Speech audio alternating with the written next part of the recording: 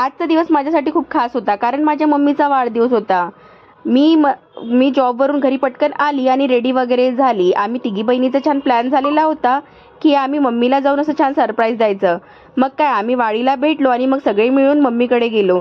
त्यानंतर मम्मी ना आम्हाला पाहून अशी आश्चर्यकारक झालेली होती की मी तर आताच त्यांच्याशी छान बोललेली होती आणि हे अचानकच कसे काय आले. मग मम्मीसाठी ना खरंच खूप मोठा सरप्राईज होता.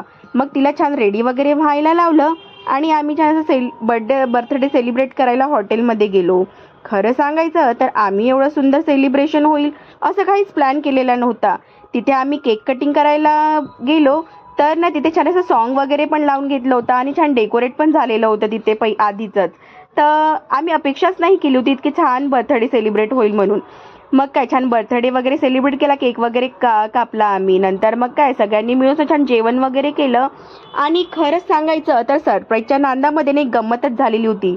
बर्थडे गर्लनी घरीच जेवण केलेलं होतं, कारण ना आम्ही येणार होतो आणि असं म्हणजे बाहेर वगैरे जायचं आमचा असा काहीच प्लॅन नव्हता आधीपासनं.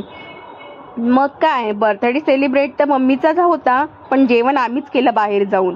मग खरं सांगायचं तर बहिणी सगळ्या सोबत असल्या आणि पूर्ण फॅमिली एकत्र असली ना की खरंच खूप आनंदच असा वेगळा असतो त्याचा. तर तुम्हाला आमचा बर्थडे सरप्राईज आणि बर्थडे सेलिब्रेशन कसा वाटला प्लीज कमेंट करून नक्की सांगा. भेटूया नेक्स्ट व्हिडिओमध्ये. तोपर्यंत बाय बाय.